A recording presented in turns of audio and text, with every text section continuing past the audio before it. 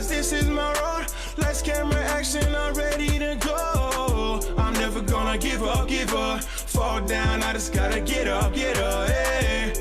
Yeah, this is my road. Lights, camera, action, I'm ready to go. Way too long, we faced them storms. Now you gon' face the dawn you waited for. I said from night to dawn, I right my wrongs alone. In competition with warnings, ice galore. Now I'm running toward it, my lights unfinished, being a quitter. But little by little, they choking talents. You're listening to the Tom Ficklin Show on WNHHLP 103.5 FM, your home for community radio. Sitting in for Tom today is Jesse Turner.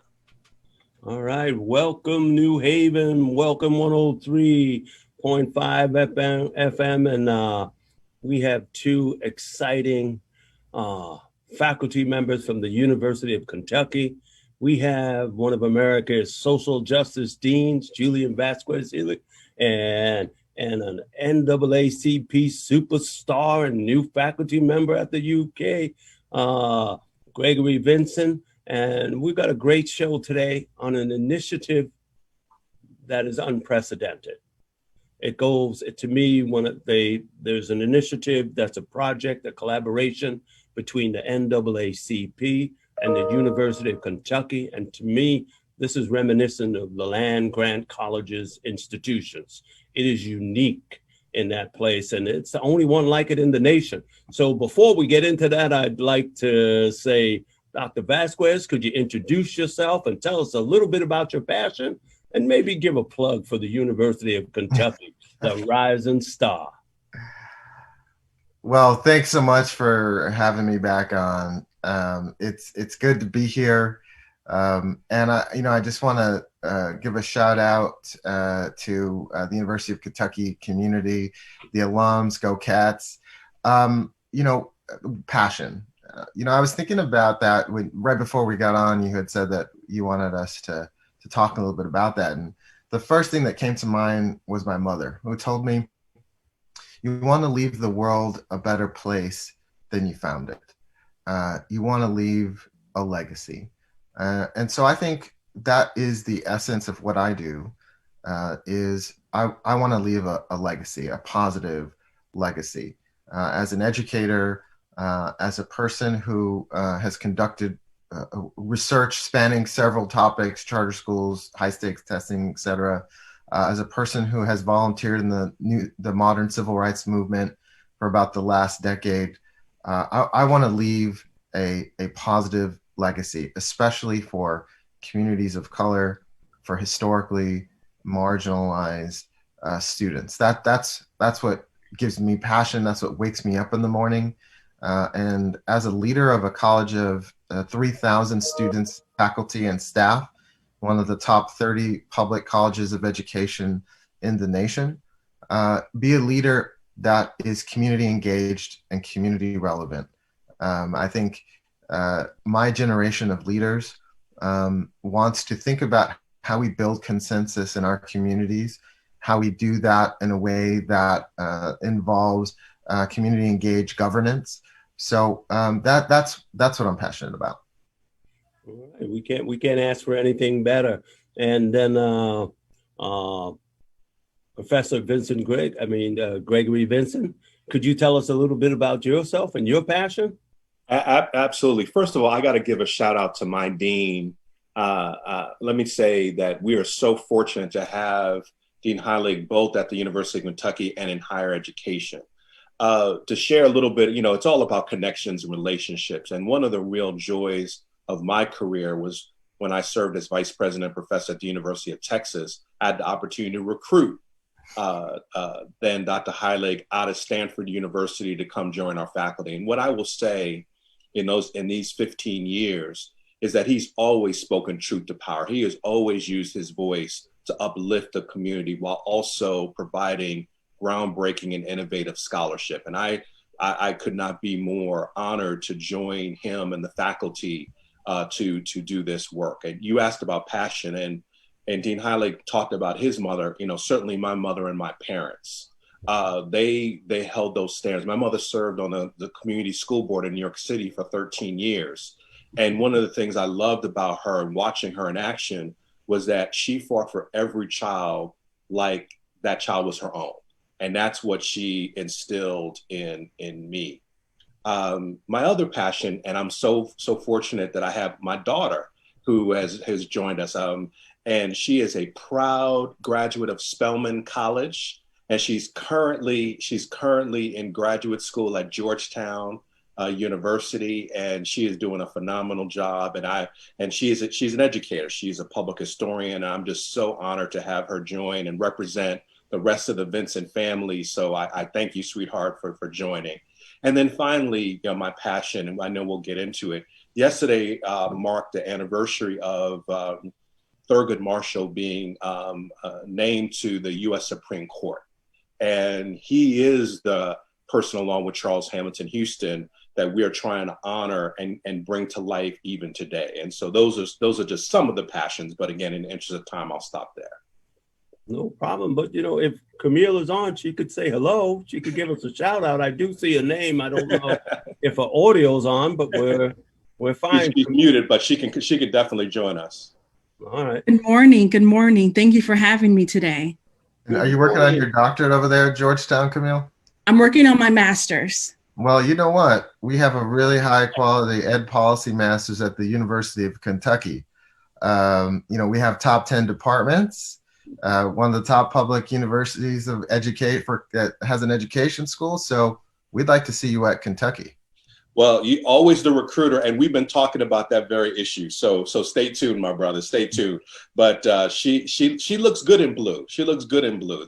That's close to that Spelman blue. So it looks pretty good. Looks pretty good. We might be able to get you some basketball tickets too. I don't know.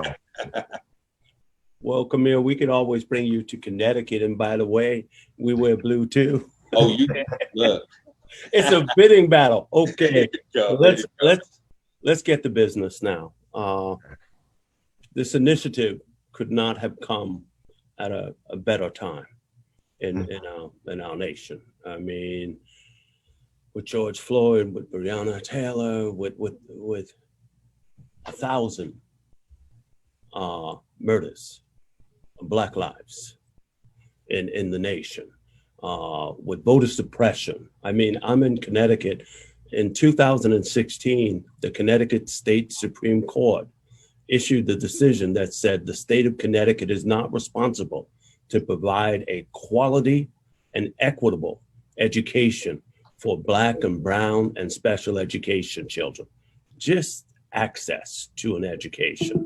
So I mean, the components for when I look at the disconnect between sometimes our justice system, of course, our police departments, and our universities.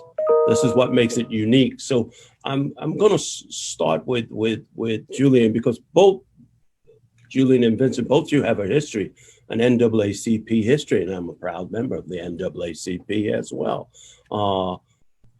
I'd like you to give us to talk about the initiative, but sort of the uniqueness of it, because I'm not aware. We do have the NAACP, Central Connecticut State University is in New Britain, and we have a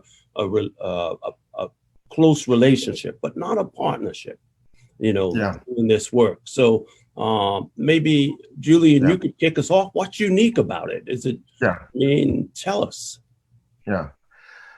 Well, so first let me start with a little background in history. So when I was at UT Austin, I was working with Gary Bledsoe, who's the president of the Texas State Conference. If you go to NAACP conventions, you can spot him because he's wearing a cowboy hat, Texan cowboy hat. And so we did a lot of work with him, the representation of African Americans in the social studies standards, complaints to the U.S. Department of Education, Civil Rights Division. We did a lot of work. And so when I arrived in California, the President Bledsoe told President Alice Huffman, Julian's coming to Cal State, and you should put him to work. That's essentially how she tells the story.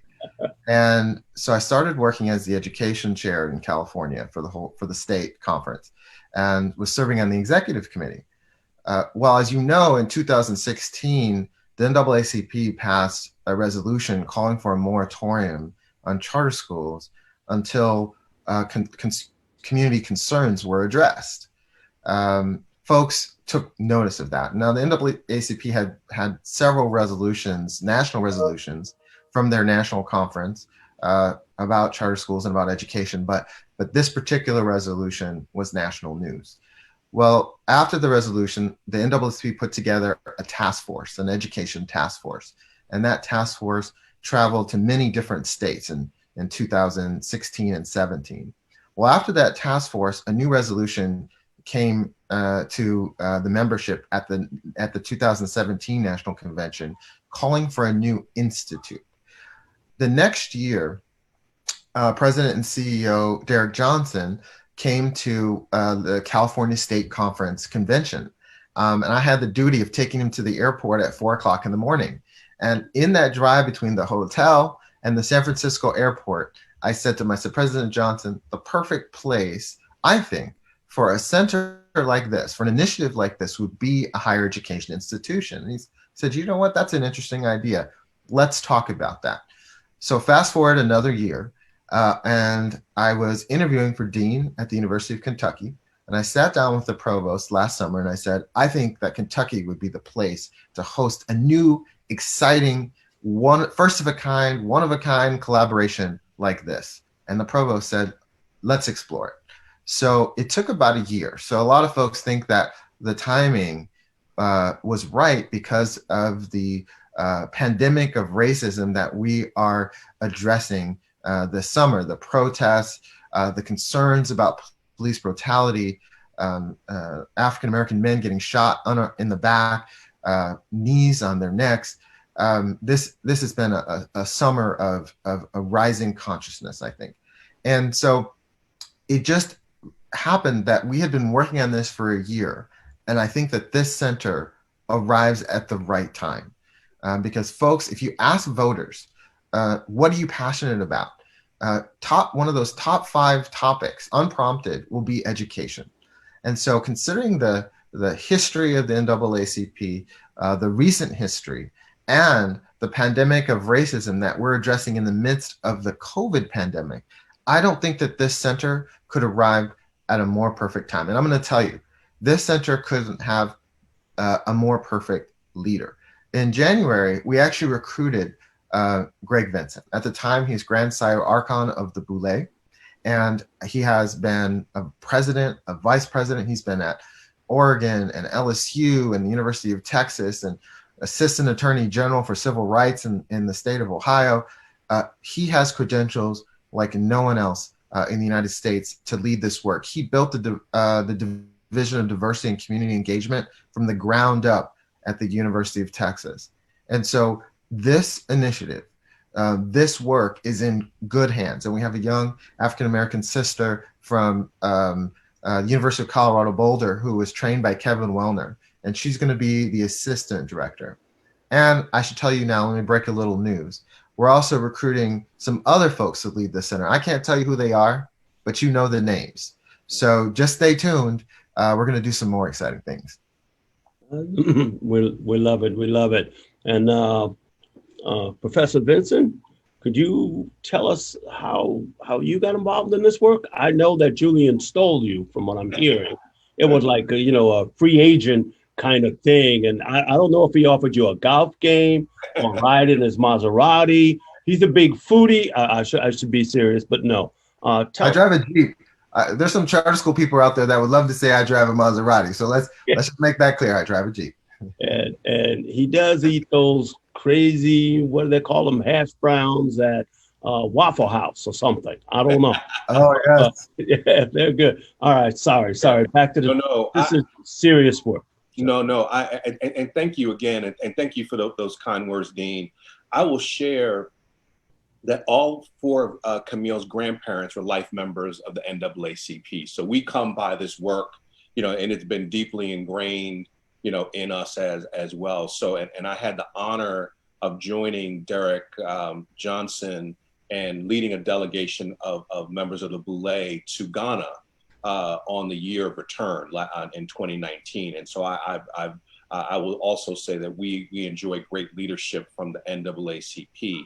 And so we're excited about that partnership. And I think that's the big difference. You know, there are relationships between local universities and the NAACP chapters. I enjoyed a very good relationship with Gary Bledsoe. He was a proud double graduate of the University of Texas. As the dean mentioned, what makes this unique is this formal partnership at the highest levels between the NAACP and the University of Kentucky. And I just, in addition to it takes great leadership and vision. And in our President Capilouto, the Provost Blackwell, and of course our Dean, that's what really brought this together. And I think it's important to note that this also occurred before these twin pandemics hit we always had systemic racism, right? But also this COVID-19. And so this really speaks to the courage and the vision of our dean and the support from the top leadership.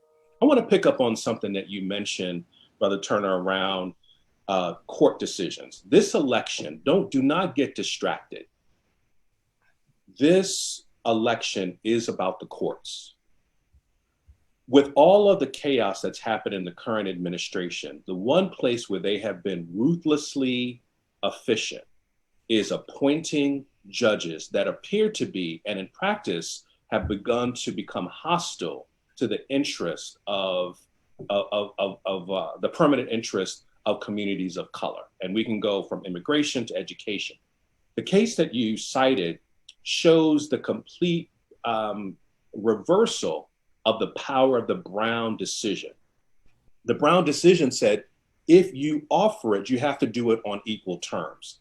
And this shows a full throat reversal of that work. And so part of our work has to be, how do we permanently guarantee these rights to an equal education? Because in that Brown 1, not Brown 2, but Brown 1, what it talks about is that a child cannot be expected to fully participate in our democratic society without a quality education.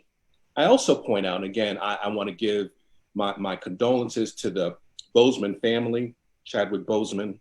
Yeah. He did a great job in Black Panther, but I wanted to focus on Marshall. And if you recall, the case that he dealt with was actually a criminal case. And the NAACP worked on cases of lynching, restricted covenants, employment, all of these cases. But with the brilliance of Charles Hamilton Houston and Thurgood Marshall and other great lawyers, they focused on education because they believed that if they could fix education, they could address a number of these other issues that face our community. And they were right. And they did meet that Brown 1 really did reflect the pinnacle. And then you had the backtrack. You had the attacks on that.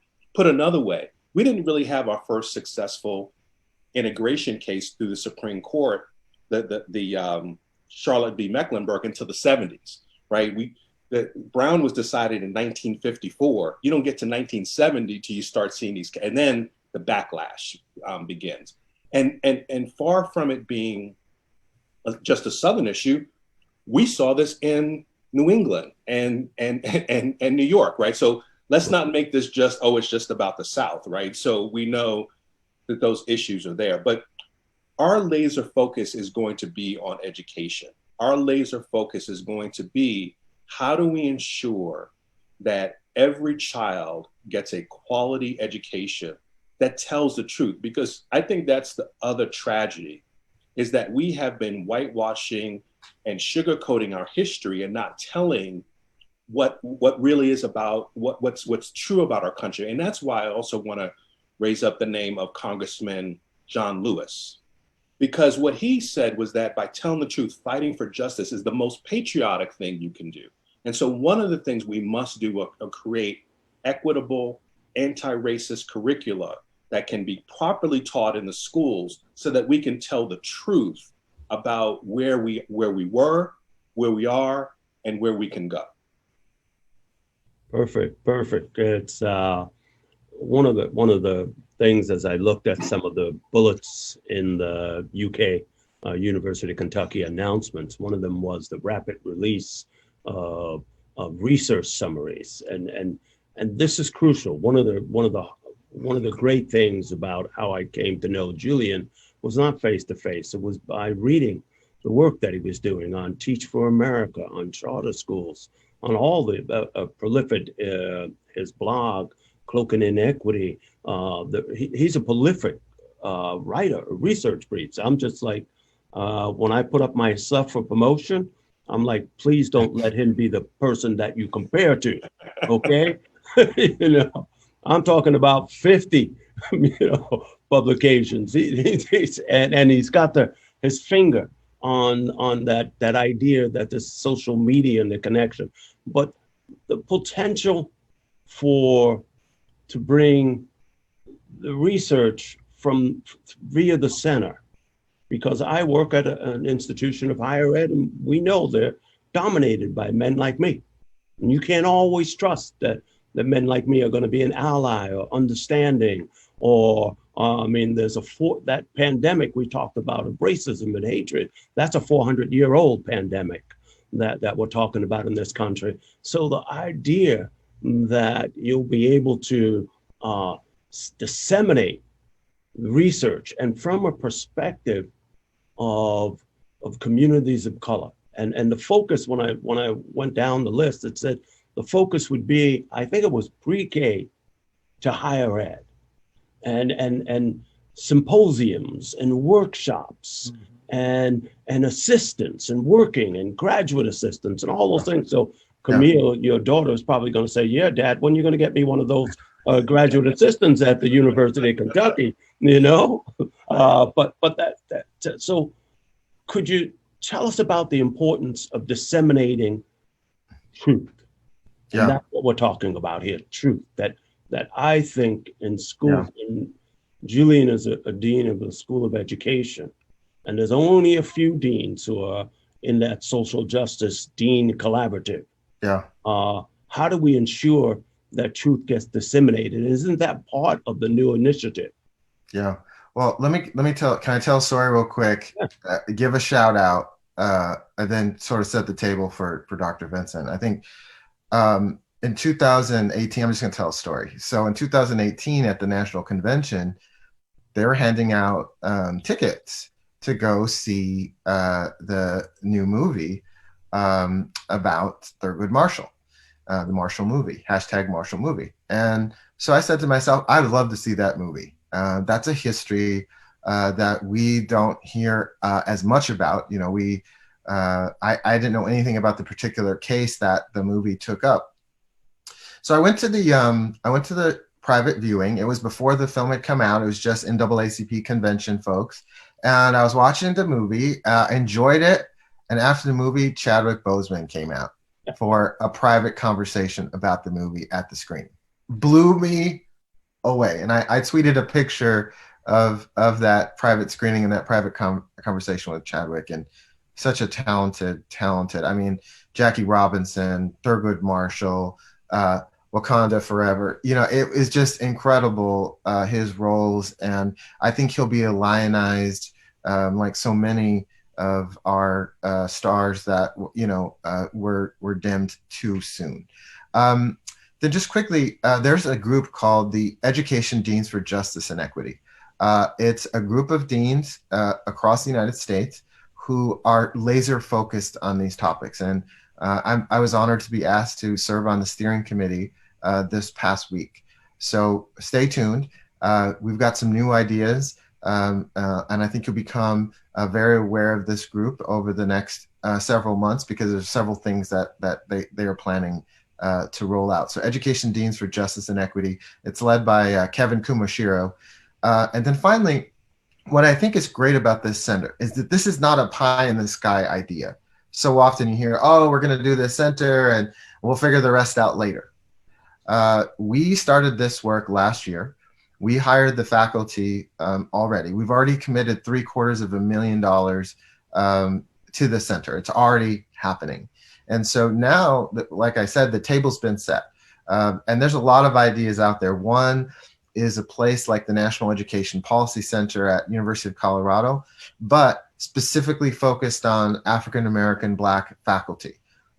So a set of fellows from institutions across the United States. creating rapid response policy briefs for communities, getting ideas for research from communities. I mean, typically when faculty do research, we have an idea, we execute that idea.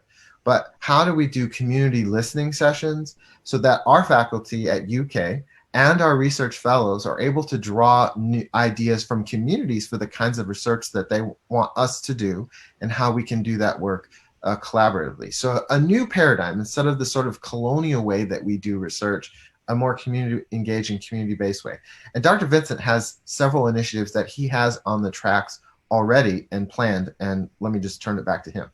Well, you shared a wonderful story, and I'll quickly raise up one as well. You know, Brother Bozeman, he benefited from going to a historically Black college and university, Howard University, and he was mentored by Felicia Rashad, who was also a proud graduate. And of course, we know the Democratic candidate for vice president is a proud graduate of Howard as well. I mentioned that Camille's a Spelman graduate.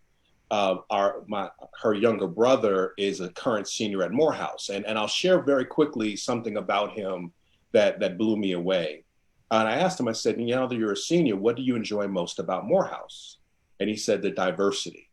He said, if you control for race and gender, my fellow Morehouse brothers are diverse, socioeconomic, sexual orientation, religion, geographic, international status. And so we have to we can't talk about our communities as monoliths, right? You know, even though we have common experiences, and we also bring a rich diversity. And so it's not either or, it's both and. So I just wanted to raise that up.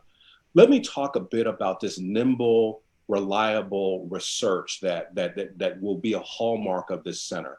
We have to address the needs of the community. We can't wait. You know, as you know so well, Brother Turner, that sometimes the production cycle could be 18 months, 2 years. We don't have the luxury of waiting. And so, as the dean mentioned, one of the things we're doing, we want to respond. And one of the things that really blew me away from the dean's quote in the Washington Post article was decolonize this work. And I think that's so important. And so one of the things we're going to do very quickly in partnership with the NAACP is address how COVID-19 is impacting our community, and particularly the return to school. We are going to partner with the National Medical Association. That was established in 1895 by a group of Black doctors.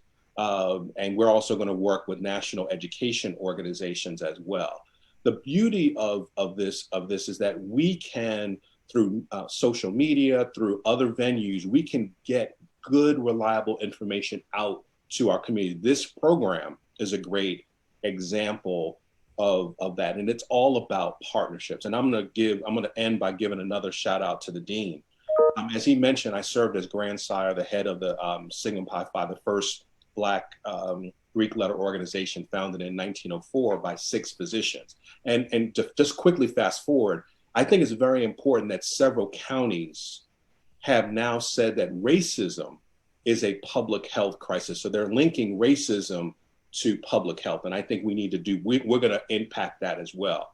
But one of the things we did is that we answered the call of President Obama with My Brother's Keeper. And as you all know, he initiated that after the killing of Trayvon Martin to help mentor young men and boys of color. And because of Dr. Heilig's expertise, along with another one of our dear friends and brothers, Richard Reddick, who's an expert in mentoring, I asked them to create a white paper.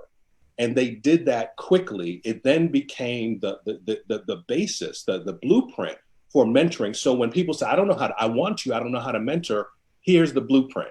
So around the country, because of his research, and then Dr. Heilig and Dr. Reddick turned that into a peer-reviewed article. So they got the benefit of that while they were going up for tenure. We got the benefit of on-the-ground, reliable information that really talented men in the community could use to say, oh, okay, this is how we do constellation mentoring. This is how we do group mentoring. And so it made such an impact. And that's the kind of work where we can go from the ivory tower to the community to make an immediate impact. So I wanted to use that as one concrete example. And, Jesse, you talk about the blog work and the Twitter work and LinkedIn. I've worked really hard over the last, 10 years or so to do that work in social media for this exact purpose. I think so often people think that you do social media because you are focused on being out there or tooting your own horn. But I do it because I share because I care. I share the work that I do because I care, because the average peer-reviewed article is read by less than 10 people, according to research. The average academic book is read by less than 100 people. And that's when you assign it in your class. Right, exactly. And so the point of this is that a lot of this really important work that scholars are doing often sits on the shelf and gathers dust. And so I think that the genesis, the meta idea of this center is how can we make the work that we do not only with communities, but for communities so that it could be engaged in those public conversations. That's why we do the social media work. That's why we're doing the Civil Rights Center, is because we want communities to have access to good information. In this era of hashtag fake news and propaganda and think tanks and policy patron foundations, it's key that communities have access to reliable, unbiased information. And this center will be able to do that for the NAACP, making research available to national, to the state conferences, to the local communities. And it'll be able to do it for school board members and policymakers, legislators, et cetera. Because in this era of hashtag fake news, good information for communities is key. All right, perfect. But let me, when we think about, for me, the key to breaking an academic silo, I think is you've got part of that. You said there will be community listening sessions. And while I'm impressed with articles and research briefs, what would be more beneficial to the public schools I work with would be help with curriculums that deal with truth, that deal with history.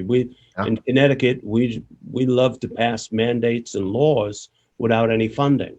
That's what we love to do, Professor Vincent. And so last year, the high school students in our state successfully lobbied and got a bill passed by the legislature that indicated that starting in 2021, that Black and Latino history would be taught or would be part of the curriculum at our high schools. And this was a major victory. But as we're listening now, what are we hearing from our teachers and what are we hearing from our students? There's been no funding. There's no training. So a majority of our teachers, I think at the last count in Connecticut, are something like 87% white.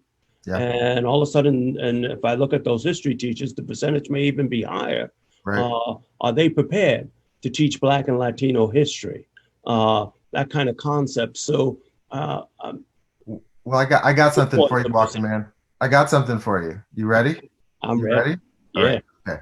So as you know, in Texas was the first state recently where the State Board of Education, last year they passed Latinx studies. This year they passed Black studies. First state to have statewide courses focused on those two populations, Texas. And Gavin Newsom just recently signed an ethnic studies bill in California. So the research, there's some Stanford research out there looking at RCT Stanford research, in fact, looking at, which is, having a control design that shows that ethnic studies and using Black studies and Latinx studies actually increases the success of students of color, increases graduation rates, decreases dropout. So we have the research that supports that. So now let's move to the center. We were actually approached and I have to be careful with some of the details here because we're still working on this, but we are approached by a press to do this work.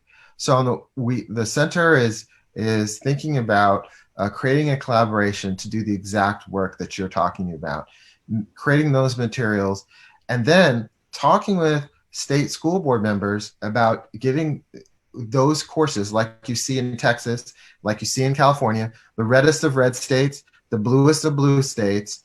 How can we get that those courses implemented either as electives or required courses by state boards of education?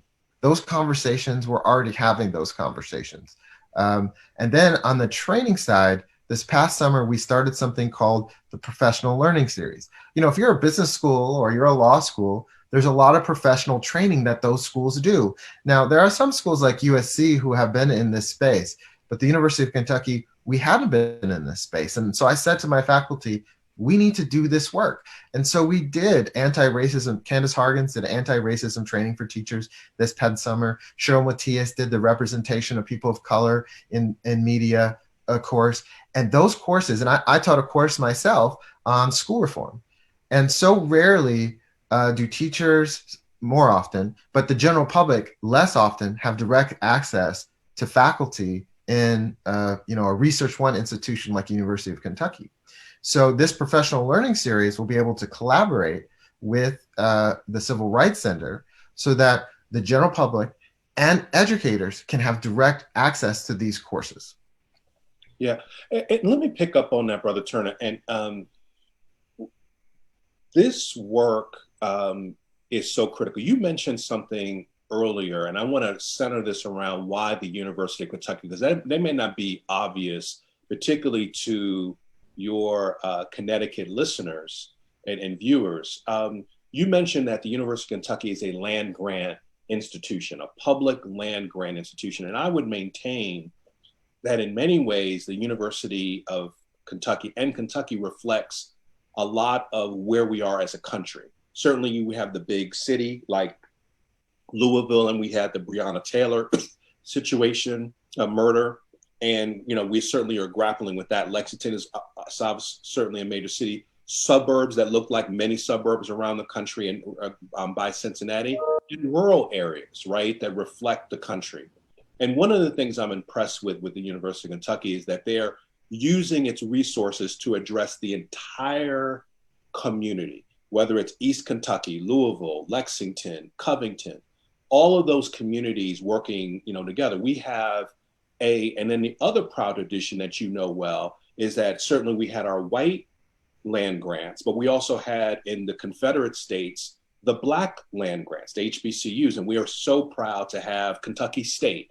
And we're going to be working very closely with Dr. Brown, President Brown, and Kentucky State to do this work collaboratively as well. But what makes the land grant so powerful? It is that reciprocal relationship between the university and community, right? What makes and you use the word revolutionary, right? The land grant system is the great contribution of the United States to the higher education system, right? Democratizing education, breaking down the walls of the ivory tower, connecting research, teaching, and service to community. Now, very often we look at that in the agrarian context. Well, in 1865, the vast majority of people lived in agrarian communities, right? But that spirit has to be imbued in this work. And so I would say we don't have to reinvent the wheel. We have to take that land grant spirit and modernize it and make it relevant to communities that we serve. The good news is that when we talk about education, we're talking about the entire community. And I've often said this work has to touch the entire community. I'll share one very quick story to talk about equitable access. One of the challenges I had at the University of Texas was to make sure that first generation students of color graduated in 4 years. And we created this program called the Longhorn Scholars Program. And one of the diagnostics is who had access to calculus. So we asked the students, and it was a racially diverse group.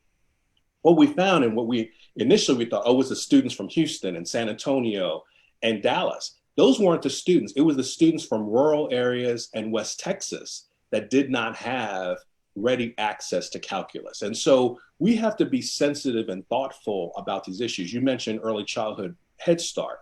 You know, as an anti-poverty program, perhaps one of the most successful anti-poverty programs, certainly help communities of color, but help all groups. So we have to find ways not just to address racial justice, which has to be at the core of what we do, but we have to find systems that help the entire community. Because I believe that if we find systems and strategies and remedies that help the entire community and break down some of these artificial barriers, I think we can begin to bring the country together in ways that, unfortunately, we're so divided right now, and we got to find ways to bring us together. No problem. I'm interested to hear our silent guests, Camille. If your daughter can just give Camille, why don't you come on? She's not. Believe me, she's not shy. She's not shy. She's not shy. I'm just wondering. Well, there can be no Spelman sisters that are shy. There are many Spelman sisters at my university, and that's a rarity, and that sisterhood is still strong and going here. But Camille, listening to this idea, and that the NAACP and the university and the communities should have initiatives that deal with race, that deal with education. Could you give us maybe a younger pair of eyes view of that? It's not, she's probably muted. Yes, I am muted. I wanted to think about that question for a second before I answered, but I think this collaboration is something that is needed, especially at a university where a lot of people of color go to. And since it's a state university, I think it's important to have this collaboration.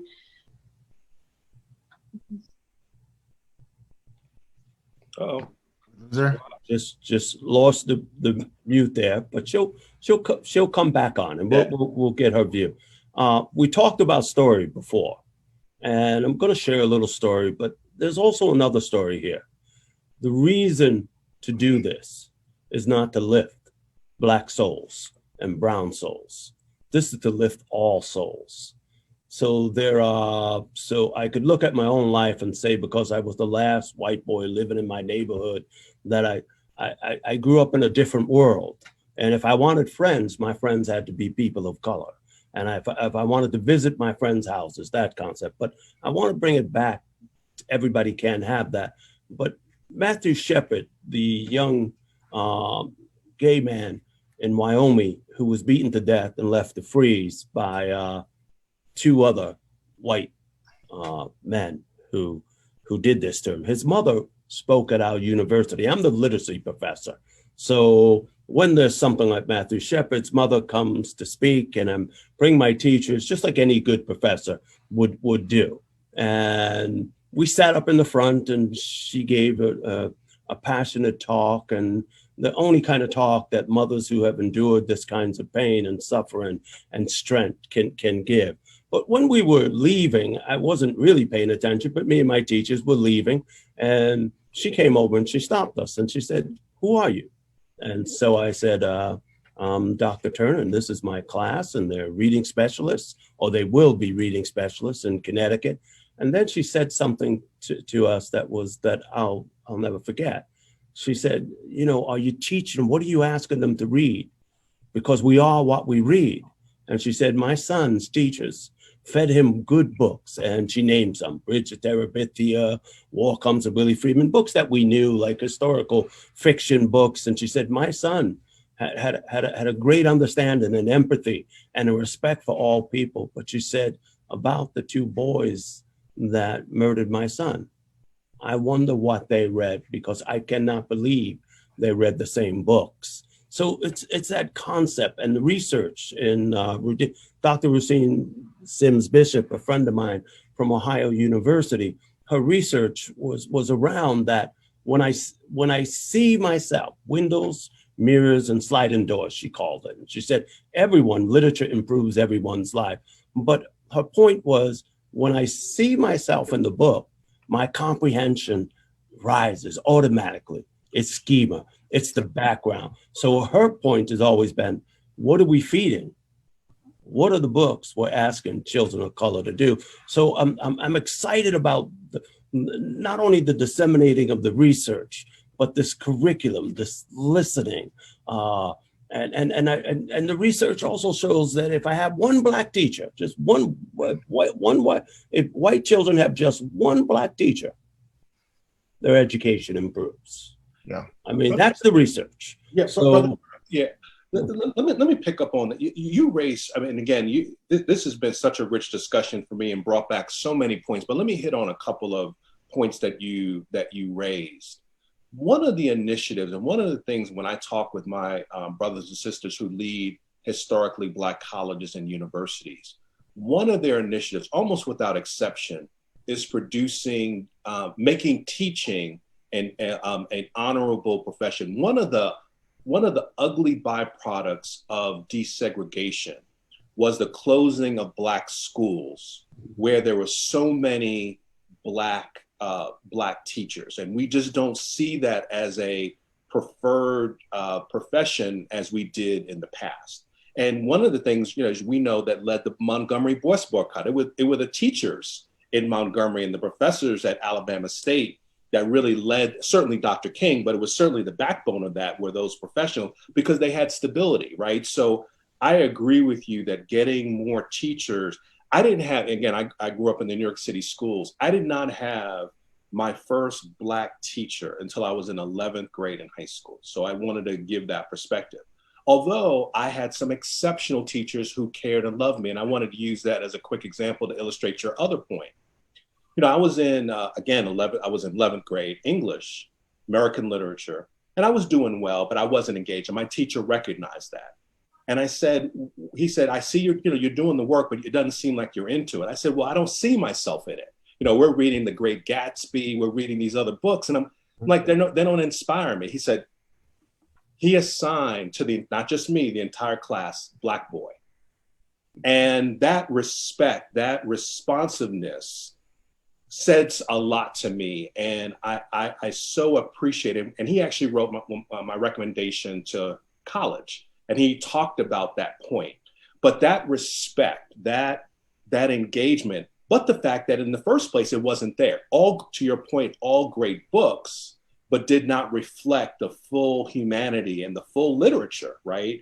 And I think it was a good lesson for him.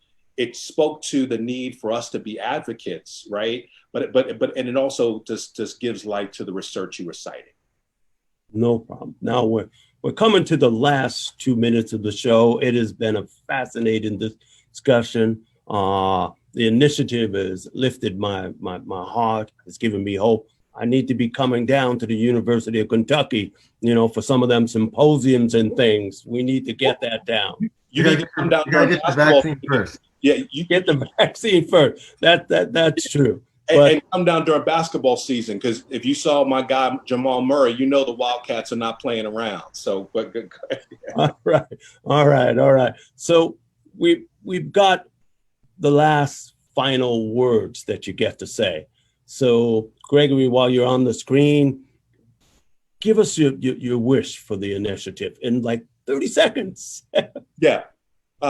Freedom, truth, justice, health. All right, I'm there with that. Julian?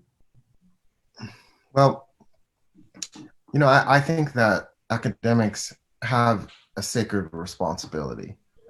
You have foundations and you have billionaires and you have politicians all weighing in on education. And I think it's our sacred responsibility to make good information available to communities so that they can act on that information as they see fit. Knowing that we aren't purchased, that we have this special role as being tenured faculty to call the shots based on how what the research tells us. And I just think that this initiative, the other things that we're doing, the professional learning series for teachers and for community, our hiring of diverse faculty, recruiting diverse students, that's all part of our greater work to be more relevant, to be more engaged, and uphold that sacred responsibility that the taxpayers and our community has entrusted us with. All right, Dick, we could not end on a better note, that education is a sacred responsibility. My research on the Tohono O'odham Reservation gives us a warning, though. Native peoples thought that the education system being placed upon them would be a sacred mission. But really what I'm looking at with the center's work is to help us really honestly make it a sacred mission, to decolonize a nation, to unimpress people. When, Paulo Freire said pedagogy of the oppressed, but we also have that pedagogy of hope that he wrote. So I'm leaving today with a pedagogy of hope at the University of Kentucky with Dr. Vasquez, Dr. Vincent, and Camille, who will be a student at our university. Yeah. Yeah. All right. God bless the one with forever. Blessings, and I know that for certain. Keep on working, open curtains, haters swerving, cause they ain't ready for your final version. I'm never gonna give up, fall down, I just gotta get up, yeah. Cause this is my road, lights, camera, action, I'm ready to go.